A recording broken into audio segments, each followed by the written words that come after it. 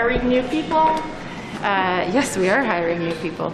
OK. Pouvez-vous donner plus de détails? Oui, nous sommes en train de contracter plus de 600 personnes. Nous sommes en train de réallouer des ressources dans Service Canada. Aussi, nous sommes en train de travailler avec l'Agence des revenus, avec l'immigration, avec Affaires mondiales pour chercher encore plus de ressources du gouvernement fédéral justement pour aider avec le processus de passeport. Combien ça en prend de plus? Vous allez essayer d'en emprunter dans les autres ministères. Vous en voulez combien? 100, 200, 300? Au moins 200, mais ça dépend. On va chercher les ressources qu'on pourrait, mais des centaines de personnes. Puis les heures d'ouverture, le Bloc vous demande d'ouvrir 24/7. Est-ce que c'est quelque chose que vous pourrez c'est la chose qui est importante de comprendre, c'est que pendant la journée, le personnel de Service Canada est en train de recevoir les documents. Ils sont en train de voir des clients.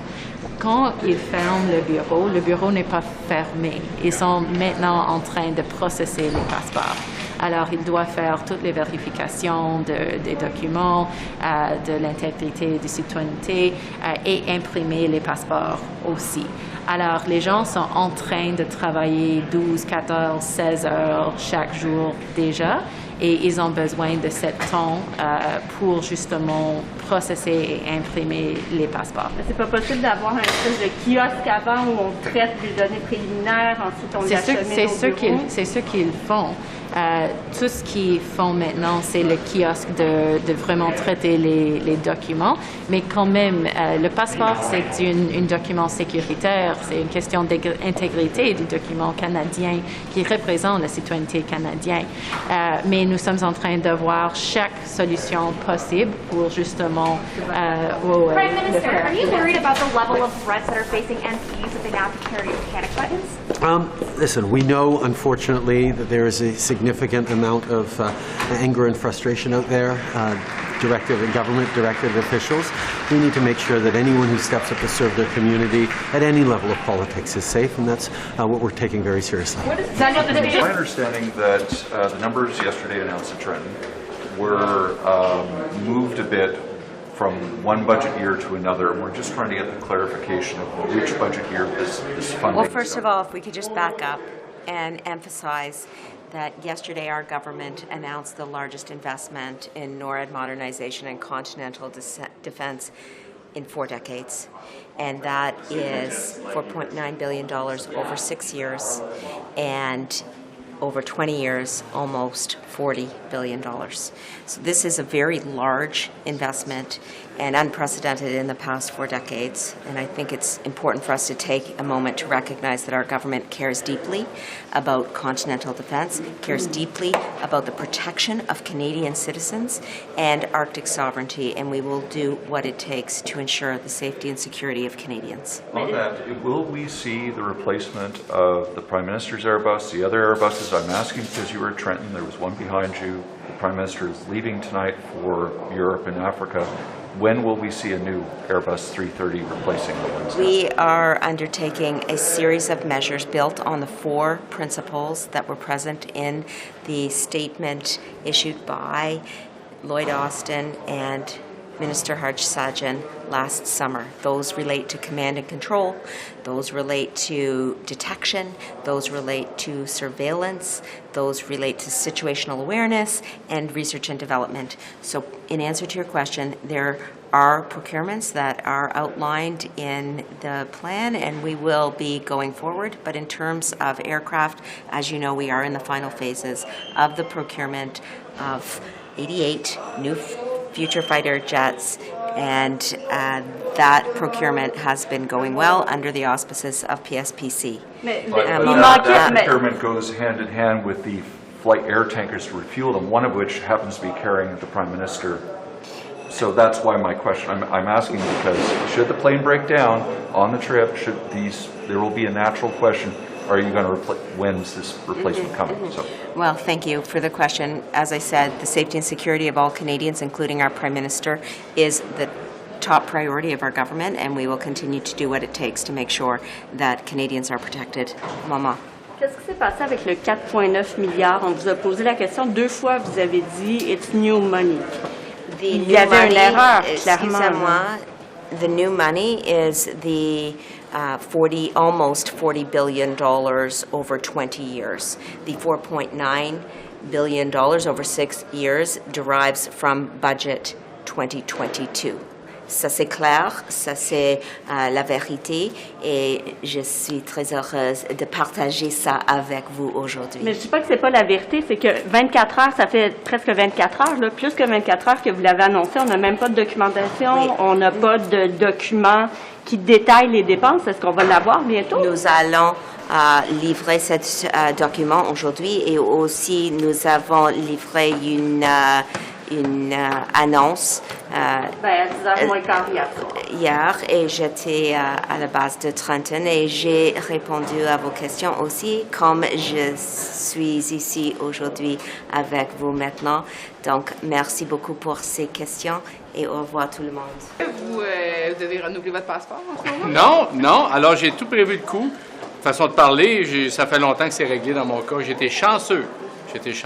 Parce que personne ne s'imaginait que ça arriverait un jour. Qu'est-ce que le gouvernement doit faire concrètement dans le dossier des passeports? Là? Je ne vous parle pas de ce qu'il n'a pas fait jusqu'à maintenant, je vous parle de maintenant, là, concrètement. Ouvrir 7 jours sur 7 puis étendre les heures. C'est ce qu'on a demandé hier quand on a posé les questions en Chambre, c'était là-dessus.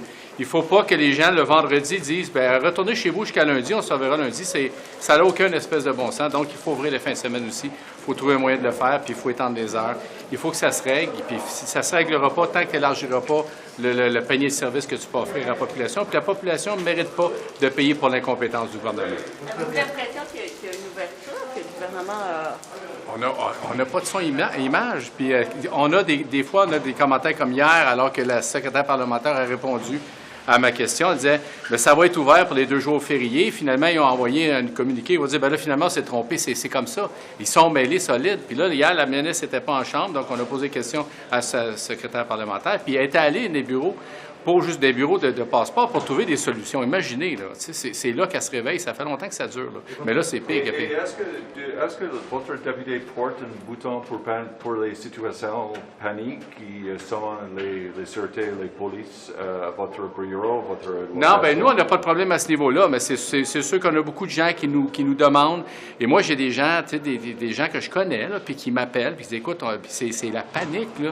Alors, on essaie dans notre comté d'aider le plus qu'on peut, mais nous aussi, là, on a des limites parce que, écoutez, mon adjoint a attendu 6h30 vendredi pour aller à la ligne de santé de Service Canada. 6h30 qu'il a attendu. Votre réaction, c'est que c'est produit ce matin au comité des comptes publics, là, on aimerait l'entendre. Très déçu.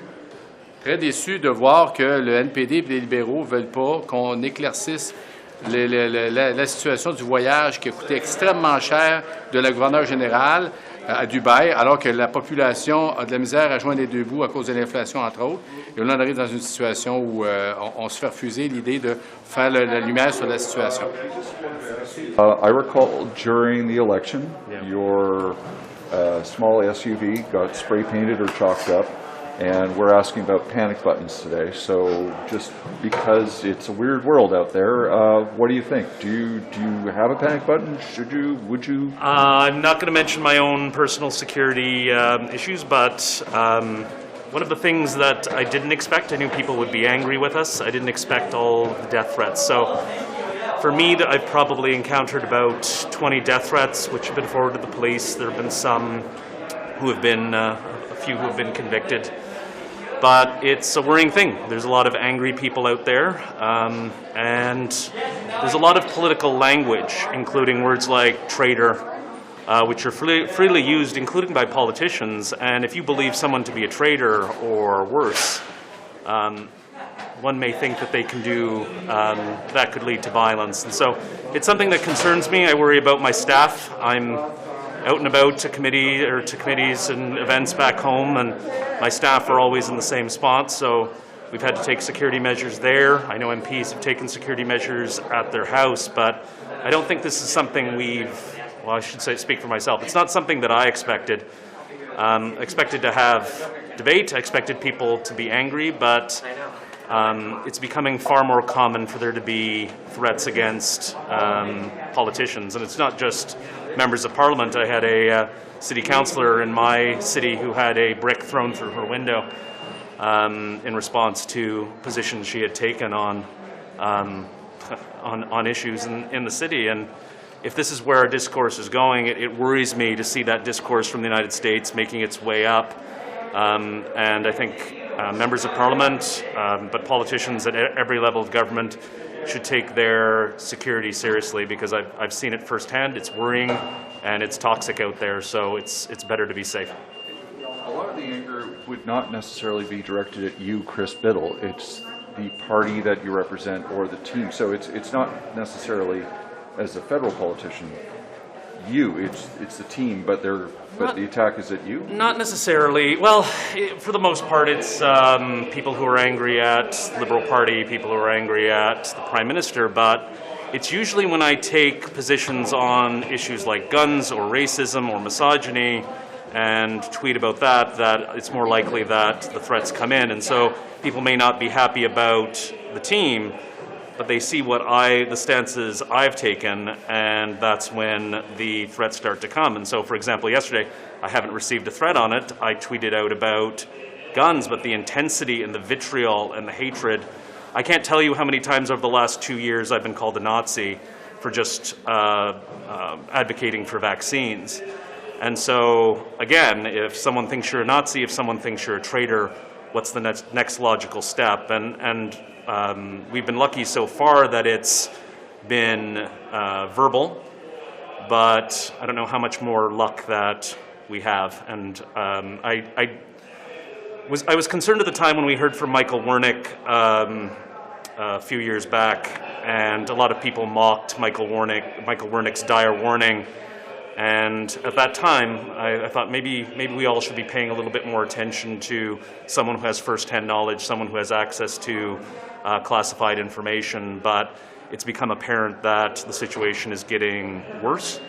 And seeing the stories about panic buttons, I'm not surprised, and it's something that MPs should take very seriously. Final question is, sure.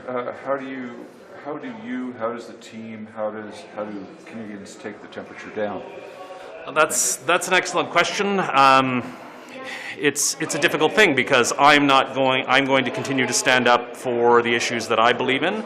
I try myself to limit and not engage in personal attacks, not disparage others. I think that's something on all sides we should learn from. But I think social media companies also have a responsibility as well. As the vitriol continues, as the threats continue, I made a complaint about a tweet to a former colleague of ours. You probably remember Doug Aolfson, who was a physician in the province of Manitoba, and he tweeted about ICUs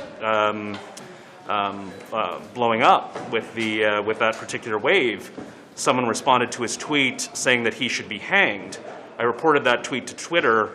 Twitter said it did not violate their community standards, and that's something that's very similar on Facebook as well. And so if violent speech against political figures, against physicians, doesn't violate the community standards, you wonder if they have any standards at all.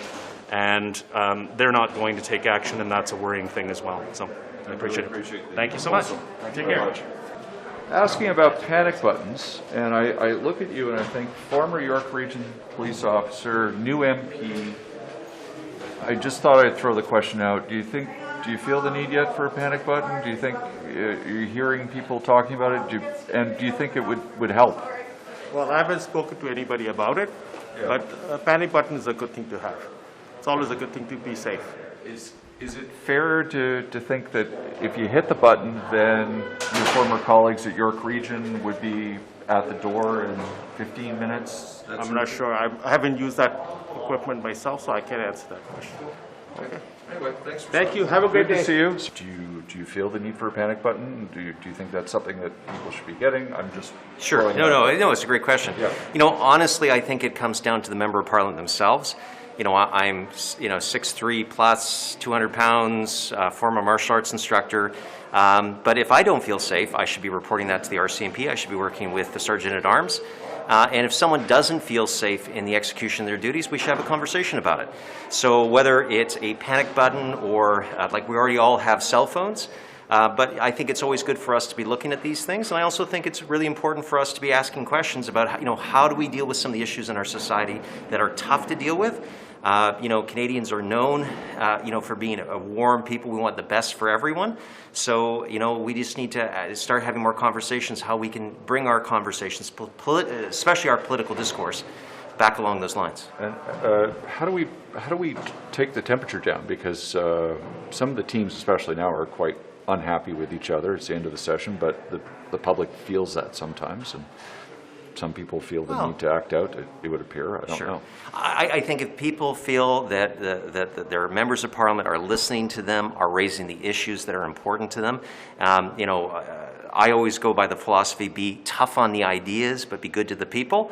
But that's just me. Again, every member of parliament has a slightly different perspective. Every riding has, slightly different individuals. But we should be raising these issues, and people should I believe, have a right to be heard. Last question. Staff. I mean, we all know staff are probably smaller than you. Some are. Probably could be older or younger. Yeah, maybe. And this is, and I have a range of ages in my office. That's one of the reasons why we work with the Speaker and the Sergeant-at-Arms to make sure that our security is at the same level. I know in my province, many members of the Legislative Assembly, have it so that you have to buzz in to, making appointments and whatnot. We still aren't there yet, and that's something I'd like to keep on, but I'm constantly asking my staff, about their situation. We're constantly reviewing that. And that's where, again, I say, if someone feels unsafe, whether here on the Hill or in their office, then we should be talking about how we can bring that, and we should be talking about all these issues. But, at the end of the day, the people's business has to be done, and I think the fastest thing that members of parliament can do is to be making sure we're doing our jobs so people feel well represented in Ottawa. At this moment in time, I do not have one, and I do not feel the need for one personally. But I realize other MPs have a different situation. I think it's a great tool to have available for all MPs. And for your staff, staff sometimes go through different experiences than the MP. We're having those ongoing conversations just to make sure that we have the best tools available for the staff at all times. Great. One thinks of Vancouver Island as a tranquil place where everyone gets along, but I'm not sure that's true, and I'm just wondering if there's any need you feel in your Nanaimo area. Cowichan Valley. Well, yeah, Cowichan Valley. Yeah. I'm very close, right? Yeah. For a panic button sort of setup. I think they're a good precaution to have, but I've always felt very safe in my community. Like you said, Vancouver Island is a pretty tranquil place, and I'm really looking forward to reconnecting with everyone this summer. A lot of community events have already been planned, so yeah. Okay, thank you. Sure. We're just asking MPs about these portable panic buttons that people have had the option, MPs and other people in the parliamentary precincts have had the option of carrying around.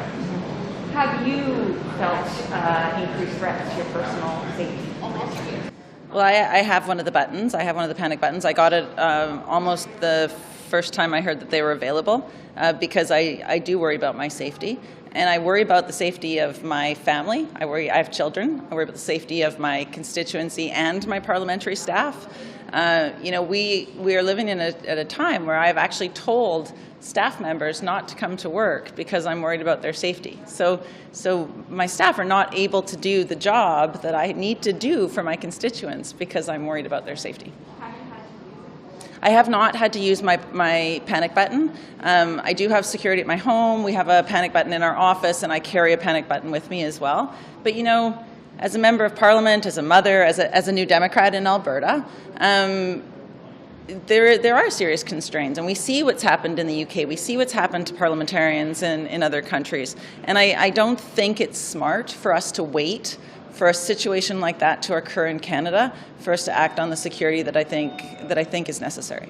I think the question all of this obviously raises, like anyone who's just at home reading CPR is about, Jesus, what if things come to it? What happens? I know. And as somebody who's living with this threat, how do you answer that question of how it's come to this? It's so divisive, and there have been. There have been dog whistles to make this seem more normalized, and I have to constantly remind myself, as I go through this job, and this is a job, like I am doing work, so you know, as I go through doing this job, we have to be so careful that we're not like that frog that is in the cold water with the heat turned up. We can't normalize this. You know, we can't normalize violence against people running for office, people holding positions in offices, because if we do, our democracy will be deeply damaged, and we won't get women putting their names forward, and we won't get people from racialized communities putting their name forward. And in our parliament, our democracy works best when it reflects the population of Canada. When the people in this House look like the people in Canada, we make better decisions, we make decisions that are more inclusive, that are more helpful, and if we don't protect our parliamentarians, that won't be possible. Do you think we're maybe already doing that, though? Pardon me? How hot is the water in the pot? Like how far along are we? We're far. I mean, I don't want to understep that. You know, we had the security detail come to our caucus meeting and share ideas about how to stay safe during parliamentary events this summer. I take great pride in being a constituency parliamentarian. I want to have barbecues. I want to hand out ice cream. I want to be in the community. I want to be available so people can talk to me. And the threat to my person is such that we have to seriously consider the pros and cons of holding public events that we advertise widely. In that briefing just last, we're talking about this now too. Like, there's discussions in our committee of extending Wellington under PPS jurisdiction. Mm-hmm. You know, do you find things have been worse in the last couple of months since January when there was all that happened? January was a definite high point in when I felt unsafe. And of course, I have to be in Ottawa, so I remember phoning my family and you know, making sure that they were all right, making sure that they were locking the doors, making sure that my children were safe, because I was so concerned about their safety. You know, I've had people threaten online to kill my dog. The temperature is too hot. I do think that there's more that needs to be done. I mean, I can tell you, leaving the House of Commons during the emergency debate was challenging. There was very little support from the House of Commons to get us to our residences. So we had to walk through the convoys. We had to put ourselves in risk if we were recognized that. Would you like to see a little bit more being done than just panic buttons? I think the conversation needs to continue. I think we need to keep talking about this. We need to keep thinking about ways to lower the discourse, lower the discontent, lower the polarization in our national discourse, but also find ways to keep people safe in the meantime. Thank you. Thank you.